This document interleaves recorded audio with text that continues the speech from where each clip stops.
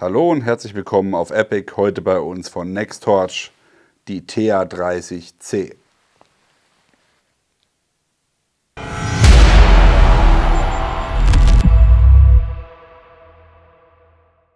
Dass wir große Nextorch-Fans sind, das sollte jeder wissen, der auf unserem Kanal unterwegs ist. Ansonsten schnell das Video ausmachen und mal schauen.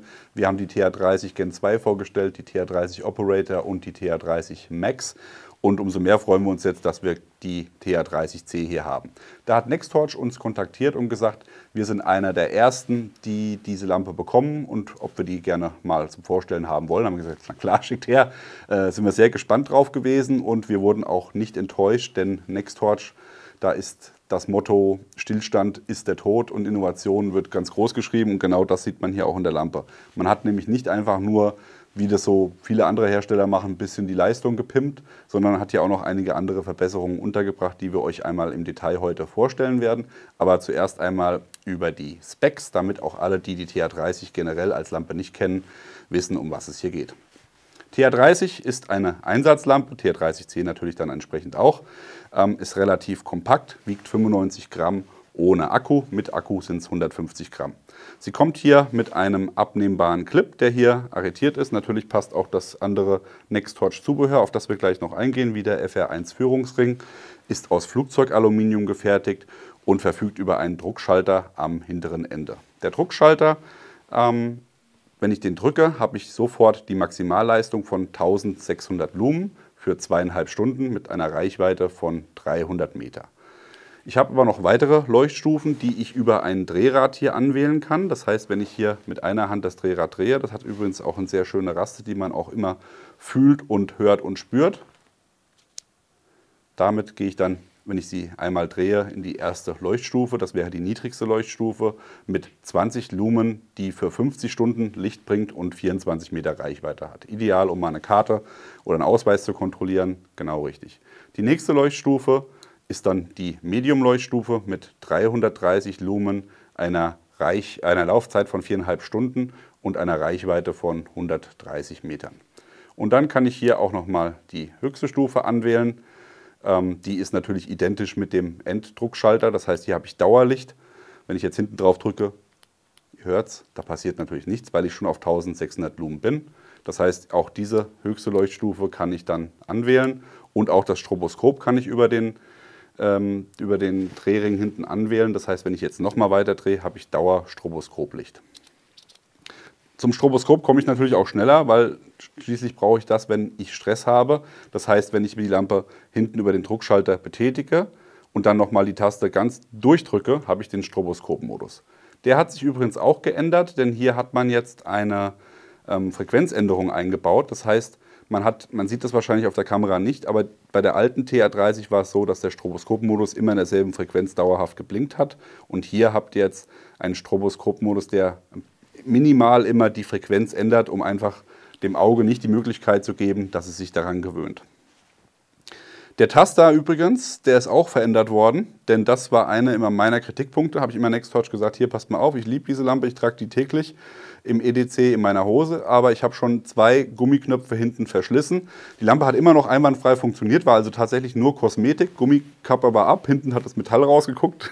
Man hat mich immer am Nextorch-Stand angeguckt und gesagt, was hast denn du gemacht? Und ich gesagt, ja, ich trage die halt jeden Tag und irgendwann hat es halt den Gummikopf dann gehimmelt. Und das hat man jetzt hier mit einer härteren Lösung gelöst. Also das heißt, man hat hier keinen Gummiknopf mehr und natürlich ist der Ring hier auch noch mal ein bisschen erhöht worden. Das heißt, man hat eigentlich gar keine Möglichkeit mehr, jetzt diesen Knopf kaputt zu machen. Wir werden auf jeden Fall berichten. Wenn ihr nichts mehr von uns hört, also wenn es kein Folgevideo gibt, dann hat der Knopf auf jeden Fall gehalten. Also das finden wir eine sehr, sehr coole Änderung.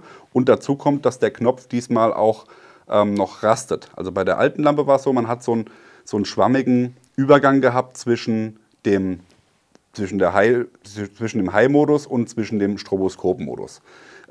Schwammig hört sich jetzt böse an, ist es aber eigentlich nicht. Das kann man sich so am besten vorstellen wie bei einem Druckpunkt bei einer Waffe. Wenn man so einen normalen Mil-Spec-Abzug hat, sage ich mal, da ist ja auch gewollt, dass man einen hohen Widerstand hat und einen schwammigen Druckpunkt. Ja?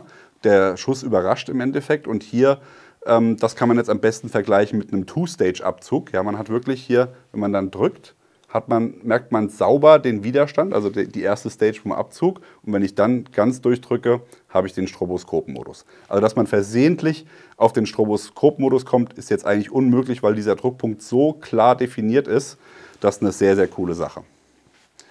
Weitere Änderungen für alle, die die TH30 schon kennen. Wir haben ja hier diese patentierten Nanokeramikkugeln an der Front, um Glasscheiben zertrümmern zu können. Da könnt ihr euch auch mal das alte Video angucken. Da habe ich das mal auf dem Schrottplatz durchgeführt. Das ist gleich geblieben. Wir haben hier nach wie vor die 3 Kugeln, aber der Ring ist jetzt aus Titan. Das heißt, hier hat man noch mehr Robustheit geschaffen in der Front. Schauen wir uns mal an, was sich noch geändert hat. Der Akku hat sich geändert. Lampe kommt vom Zubehör her mit einem 2600 mAh Akku.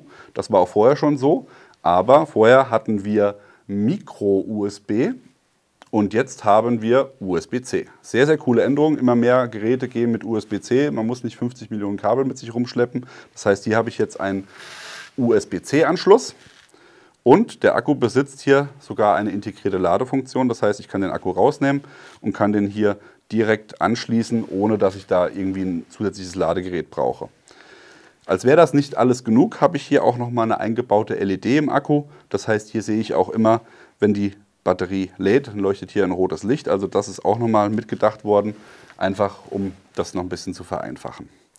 Und damit ihr nicht den Akku rausnehmen müsst und irgendwie überprüfen müsst, wie viel Saft er noch hat, habt ihr hier nochmal ein zusätzliches Feature.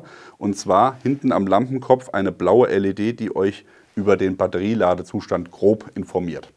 Und zwar aktiviert ihr den, indem ihr, wenn die Lampe an war und die Lampe ausschaltet, dann blinkt es hier hinten.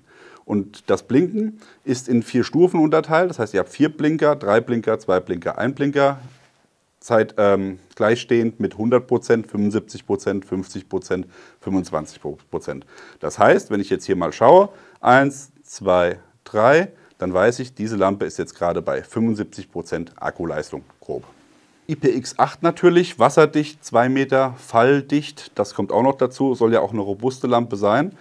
Und dann schauen wir uns doch mal an, wie das hier mit dem Führungsring funktioniert, für alle, die das nicht kennen.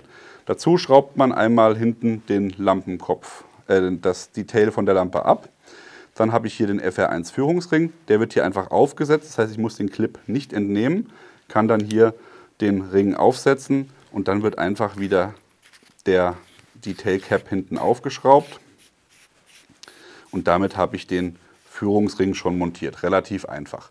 Das Schöne jetzt hier an diesem Führungsring ist beim FR1, man hat hier im Endeffekt eine Halterung für die Taschenlampe geschaffen, um sie besser aus der Hose oder aus dem Holster ziehen zu können. Das zeigen wir euch gleich mit dem Holster noch. Ich habe hier die Möglichkeit, jederzeit die Hand frei zu bekommen, wenn ich das brauche. Das heißt, ich schnicke die Lampe einfach nach vorne, kann dann die Hand relativ normal benutzen. Und dann haben wir hier natürlich auch nochmal den Vorteil mit der Schusswaffe. Das ist hier Airsoft, nur für euch, damit ihr auch wisst, dass das hier alles sicher ist. Da kann ich hier die Lampe im Zigarrengriff quasi zwischen die Finger nehmen, habe dann zusätzlich hier aber nochmal einen Druckpunkt, um das Ganze sicher halten zu können und kann dann damit einen relativ guten Waffengriff aufbauen und kann dann damit das Dauerlicht und natürlich auch Stroboskoplicht mit dem Handballen hier aktivieren und habe damit dann die Möglichkeit auch eben mit der Lampe zu schießen, ohne dass die Lampe an der Waffe montiert ist. Wir haben hier einmal das FR31 Holster, das ist extra für diesen Führungsring gedacht. Das heißt, hier geht ihr her, setzt die Lampe ein und dann kann hier der Führungsring einrasten. Und wenn ihr das am Gürtel habt, braucht ihr einfach nur mit der Hand reinzugehen und könnt die Lampe nach oben rausziehen. Das Holster ist für Molle und für Gürtel gedacht. Dazu habt ihr hier einen Schieber, der relativ einfach und schnell die Weite einstellt für die Klammer, also beziehungsweise für die Gürtelbreite. Hier unten ist eine Feder, das heißt, ich raste das ein und dann ist das Ganze zu und dicht, ohne Werkzeug. Das ist tatsächlich eine sehr coole und schnelle Geschichte. Und dazu kommt, wenn ich hier oben den Bügel rausziehe, kann ich mir hier noch den Winkel einstellen, wie ich ihn brauche und danach wieder arretieren. Gut, so viel dazu. Dann schauen wir mal, was wir noch an Zubehör dabei haben. Akku, Lampe ist klar. So, dann natürlich der Clip für die Hosentasche. Der ist mit dabei.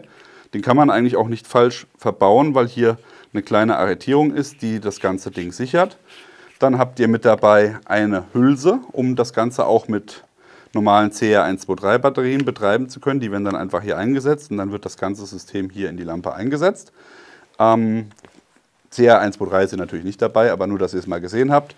USB-C Ladekabel, ein Lanyard, ein Trenner, den haben wir schon rausgenommen. Das müsstet ihr euch auf jeden Fall nochmal zu Gemüte führen, denn wenn ihr die Lampe bekommt, ist das hier mit einem Stromtrenner versehen. Das heißt, ihr seht das auf den ersten Blick vielleicht nicht und denkt euch, die Lampe kaputt, funktioniert nicht, obwohl Akku drin.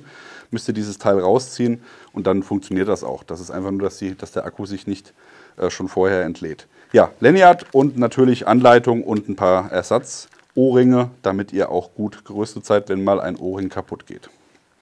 Jetzt haben wir gerade den Akku draußen, können wir gerade noch mal reinschauen.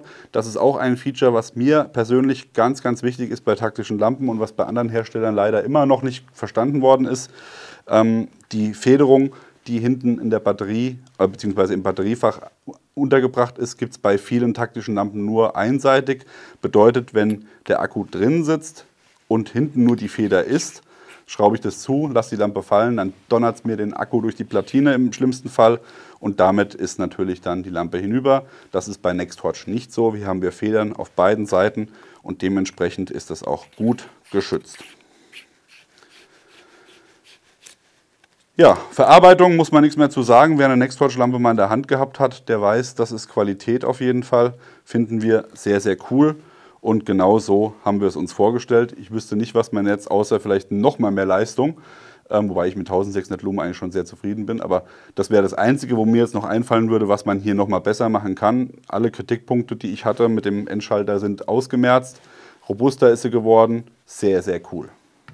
Wir haben für euch noch mal einen kleinen Pro-Tipp mitgebracht. Und zwar ist das die Stroboskop-Funktion bei der Lampe.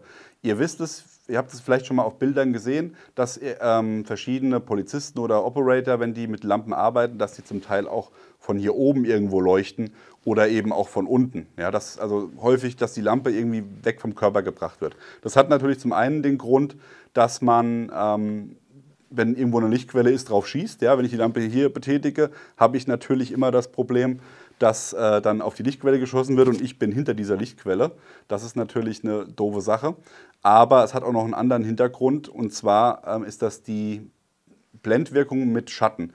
Das haben wir für euch mal demonstriert und zwar normalerweise Stroboskop ist ja eine sehr coole Sache, bin ich sofort außer Gefecht gesetzt, aber jetzt zeige ich euch mal was und zwar, wenn die Stroboskopfunktion direkt auf Augenhöhe zur Waffe kommt, was dann passiert. Ich ziele jetzt einmal hier hin und ihr seht,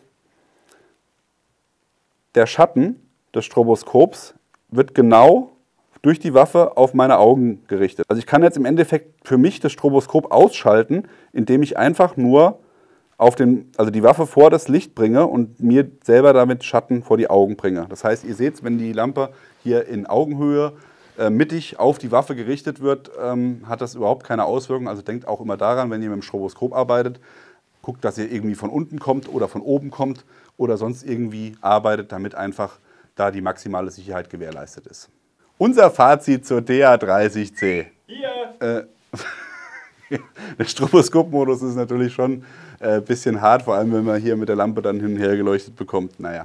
Okay, also unser Fazit zur TH30C. Alles richtig gemacht, NextTorch, deutliche Verbesserungen mit dabei. Für alle, die schon die Vorgängermodelle haben, muss ich euch leider sagen, es gibt was Geileres. Müsst ihr euch auch noch anschaffen. Ansonsten mit einer TH30, egal welche Generation, fahrt ihr immer richtig. Unserer Meinung nach ist das Modell, was man braucht, wenn man im Einsatz unterwegs ist und womit man auch lange, lange Freude haben wird. Die TH30C bekommt ihr überall dort, wo man Lampen von NextTorch bekommt. Wir blenden euch den Link zum Hersteller unten ein. Was sagt ihr dazu? Coole neue Features, oder? Schreibt uns in die Kommentare. Wenn euch das Video gefallen hat, wie immer an dieser Stelle, liken, Abo, Glocke klicken und dann sehen wir uns beim nächsten Mal. Bis dann, macht's gut. Bye, bye.